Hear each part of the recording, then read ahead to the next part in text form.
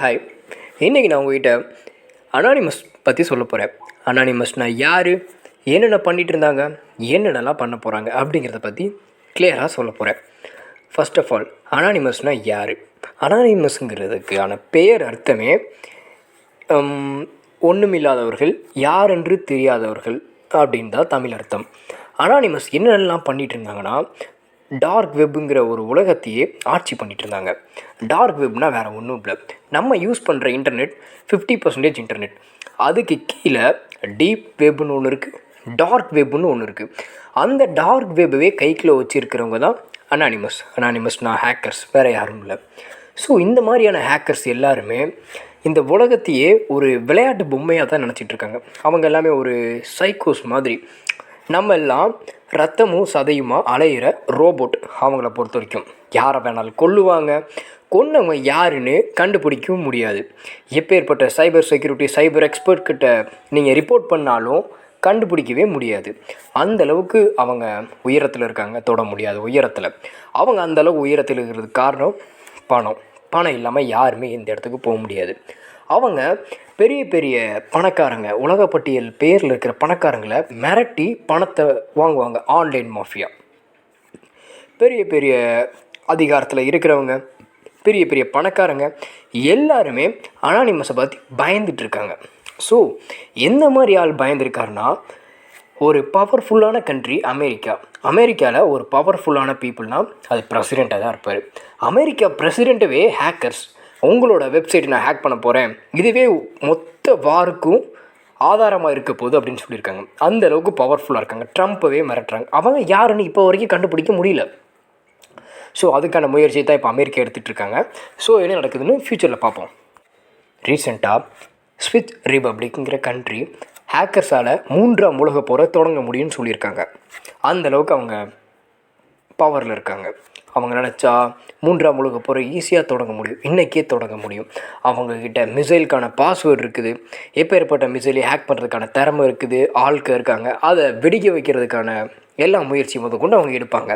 So இதெல்லாம் அவங்க ஏன் இன்னும் பண்ணாமல் இருக்காங்கன்னா, அவங்களுக்கான நேரம் வரல. அது எல்லாமே ஒரு வியாபாரமாக பார்த்துட்ருக்காங்க. அதனாலேயே அந்த மிசைலுக்கான பாஸ்வேர்டு நல்லவங்க கையில் தான் போகுங்கிறதுக்கான வாய்ப்பு மிக கம்மி தான். யார் யாரெல்லாம் அனானிமஸாக இருப்பாங்கிறதுக்கான கேள்விக்கு யாராக வேணாலும் இருக்கலாங்கிறது தான் பதில். ஏன்னா நம்மளோட பக்கத்து வீட்டுக்காரங்களாக இருக்கலாம், நம்மளோட வேறு ஏரியாவாக இருக்கலாம், வேறு கண்ட்ரியாக இருக்கலாம், யாராக வேணாலும் இருக்கலாம். ஸோ நம்ம யாரை சந்தேகமே பட மாட்டோமோ அவங்க தான் பெரிய பெரிய அனானிமஸாக இருக்காங்க. டார்க் வெப்புக்குள்ளே என்னென்னலாம் நடக்குதுன்னா, ஏலியன் இருக்கா இல்லையான்னு அப்படின்ட்டு கேள்வி இருக்குது. ஆனால் ஏலியன் கூட பெரிய பெரிய பிரசிடெண்ட் ஒப்பந்தம் போட்டதோட வீடியோ, பேய் இருக்கா இல்லையான்னு நினச்சிட்ருக்கோம். அந்த பேயெல்லாம் வீடியோ எடுத்து அப்படியே டார்க் வெப்பில் போட்டிருக்காங்க. நிறையா கொடூரமான பிக்சர்ஸ், நிறையா டார்ச்சர் பண்ணுற வீடியோஸ் எல்லாமே இருக்குது. டார்க் வெப்பில் வர பிக்சர்ஸ் எதுவுமே எடிட்டிங்லாம் கிடையாது. அதை வேணால் ஃபில்ட்ரு வேணால் பண்ணியிருப்பாங்களோ தவிர அது எதுவுமே எடிட்டிங் கிடையாது. அதில் வர பிக்சர்ஸ் எல்லாம் மேலே தெரிஞ்சிட்ருக்கும் பாருங்கள். இந்த மாதிரி தான் டார்க் வெப்புக்குள்ளே இருக்கும். அது கம்ப்ளீட்டாக வேறு உலகம், டவுன் டு எர்த் மாதிரி ரொம்ப கொடூரமாக இருக்குது. நம்ம வாழ்ந்துட்டு இருக்கிற சாதாரண உலகத்தில் இந்த மாதிரி ஒரு ஆன்லைனில் ஒரு உலகம் இருக்குது. டெக்னாலஜி எவ்வளோ அளவுக்கு வளர்ந்துக்கிட்டு போயிட்டே இருக்குதோ அந்த அளவுக்கு ஆபத்து வந்துக்கிட்டே இருக்கும். அந்த ஆபத்து தான் அனானிமஸ் இவங்க. ஸோ இப்போ கொரோனானால எத்தனை பேர் தவிச்சிக்கிட்டு இருக்கோம், எத்தனை பேர் அவங்களோட உயிரை இழந்துக்கிட்டு இருக்காங்க. ஆனால் இந்த கொரோனா வேக்சினுக்கான மருந்து அவங்கக்கிட்ட இருக்கிறதா அறிக்கை விட்டுருக்காங்க டார்க் வெப்பில். யார்? அனானிமஸ். ஸோ எல்லா விதமான நோய்க்கான மருந்து, எப்பேற்பட்ட பங்கு சந்தைக்கான ஸ்ட்ராட்டஜி எல்லாமே அவங்கக்கிட்ட எல்லாமே இருக்குது. அவங்கக்கிட்ட இல்லாததுன்ட்டு எதுவுமே இல்லை. ஒரு சாதாரண குழந்தைய அவங்க கடத்துனாங்கன்னா என்ன பண்ணுவாங்க தெரியுமா? ஒரு இன்சிடென்ட் நடந்திருக்கு நிஜமாலே. இந்த மாதிரி நிறையா இன்சிடென்ட் நிறையா நடந்திருக்கு. ஆனால் ஒன்று மட்டும் நான் உங்கள்கிட்ட ஷேர் பண்ணுறேன். ஒரு குழந்தைய கடத்தி ஒரு இருட்டு ரூமுக்குள்ளே வச்சுருவாங்க. அந்த குழந்தைக்கு வெறும் சாப்பாடு மட்டும் கொடுப்பாங்க, போட்டிருக்கிற துணி கூட கிடையாது. வெறும் சாப்பாடையும் இருட்டையும் பார்த்து அவங்களோட பேச்சை கேட்டு ஒரு சைக்கோ மாதிரி வளர்ந்து நிற்கிற ஒரு குழந்தையாக மாறிடுவான். ஒரு 25 வயசு வந்ததுக்கப்புறம் அந்த ரூம் கதவை திறந்துருப்பாங்க. அப்போ தான் உலகம் இப்படியா இருக்குமான்னு பார்ப்பான். அதை பார்த்து ஆச்சரியம்லாம் பட மாட்டான். ஏன்னா அவன் கம்ப்ளீட்டாக ஒரு ரோபோட் மாதிரி மாறிடுவான். உயிர் இருந்துமே அவன் ஒரு ரோபோ தான் ஹேக்கர்ஸ்க்கு. இன்னாரை கொலைப்படு நான் பண்ணுவான், இன்னாரை போய் கடத்திட்டு வாவான், இந்த டைமில் இந்த இடத்துல போய் நீ சூசைட் பண்ணனா பண்ணுவான். ஸோ அந்தளவுக்கு அவனை கம்ப்ளீட்டாக மாற்றிடுவாங்க. ஸோ இந்த மாதிரி நிறையா நடந்துகிட்ருக்குது. டார்க் வெப்பில் பார்த்தீங்கன்னா எக்கச்சக்கமாக இருக்குது. இப்போ நீங்கள் ஃப்ளிப்கார்ட்டில் ஒரு ப்ராடக்ட் வேணும்ன்ட்டு அதை ஆர்டர் பண்ணிங்கன்னா வீட்டுக்கே வரும். அதே மாதிரி டார்க் வெப்பில் போய் எந்த மனுஷனோட கறி வேணும்னு சொன்னீங்கன்னா அந்த மனுஷனை கொன்று கறியாக்கி உங்களுக்கு அனுப்பிவிடுவாங்க. ஸோ மைஸ்டீரியஸ் பாக்ஸ்னு ஒன்று இருக்குது. அதை ஆர்டர் பண்ணிங்கன்னா உள்ளுக்குள்ளே இருக்கிறது எல்லாமே ரொம்ப மைஸ்டீரியஸாக இருக்கும். ஒருத்தனோட துடிக்கிற ஹார்ட்டை எடுத்து அந்த பாக்ஸ்குள்ளே அப்படியே வச்சு அவனுக்கு கொடுக்குறாங்க. இதெல்லாம் ட்ராக் பண்ண யாராலையுமே முடியாது. ட்ராக் பண்ண போய் இடத்த பார்த்தா ஒரு குட்டி குடுன்னு மாதிரி இருக்கும். படத்தில் வர மாதிரி அப்படியே இருக்கும். நிறைய படத்தில் கூட பார்த்துருப்பீங்க. அந்த மாதிரி படத்தில் ஹேக்கர்ஸ்லாம் எப்படி இருப்பாங்க, அது எல்லாமே உண்மையான கதை தான். எதுவுமே படத்துக்காக வியூஸ்க்காகலாம் படம் எடுக்கல. இது எல்லாமே பாதிக்கப்பட்டனால ஒரு விழிப்புணர்வு ஏற்றுறதுக்காண்டி உங்களுக்குலாம் கொடுத்தது. ஸோ நம்ம யூஸ் பண்ணிட்டு இருக்க இந்த சின்ன ஃபோன்ஸ் மூலியமாகவும் ஹேக்கர்ஸான அக்சஸ் பண்ண முடியும். நம்மளை கம்ப்ளீட்டாக சைக்காலஜிக்கலாக வேறு மாதிரி மாற்றி நம்மளை சூசைட் பண்ண வைக்கவும் அவங்களால முடியும். அதை தானே கீ படத்தில் சொல்லியிருப்பாங்க. ஆமாம், அது கம்ப்ளீட்டாக அப்படியே நடக்கும்.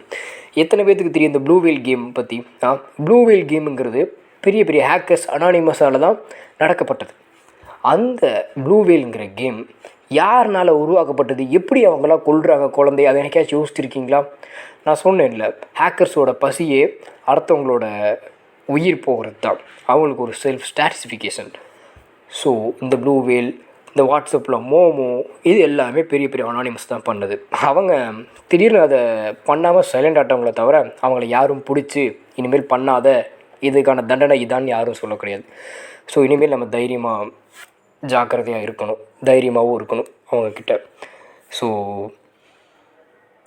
ஒரு வெப்சைட்டுக்குள்ளே யாருமே போகக்கூடாதுன்னு சொன்னால் அந்த வெப்சைட்டுக்குள்ளே போகாதீங்க. ஒரு ஆப் ஸ்கேம்னு தெரிஞ்சால் அந்த ஆப்பை இன்ஸ்டால் பண்ணாதீங்க. ஸோ எதெல்லாம் உங்களுக்குலாம் ஸ்கேம்னு தோணுதோ அந்த பக்கமே போகாதீங்க. யாருமே விளைவை எதிர்பார்த்து போகிறவங்க இல்லை, விளைவை எதிர்பார்க்காம போய் விளைவால் அனுபவிக்கிறவங்க தான் இந்த உலகத்தில் இருக்காங்க. இப்படிலாம் வரும்னு தெரிஞ்சால் யாருமே போக மாட்டாங்க. யாரும் தப்பான வெப்சைட்டுக்குள்ளேயும் பேன் பண்ண வெப்சைட்டுக்குள்ளேயும் எதுக்குள்ளேயும் போய் உங்கள் வாழ்க்கையே தியாகம் பண்ணிடுறாங்க. இந்தியாவுக்குள்ளே இது மாதிரி இன்னும் நடக்கலை. ஃபாரின் கண்ட்ரியில் நிறையா நடந்துட்டுருக்கு. அந்த நியூஸ் வெளியே வராது. ஸோ பார்த்துருங்க. பாய். நாளைக்கு வர வீடியோவில் டாப் 5 ஹேக்கர்ஸ், அந்த 5 ஹேக்கர்ஸ் என்னென்ன பண்ணாங்க, எப்படி பண்ணாங்க, அவங்கள எப்படி கண்டுபிடிச்சாங்கிறத முதற்கொண்டு எல்லாமே டீட்டெயிலாக நான் உங்கள்கிட்ட சொல்கிறேன்.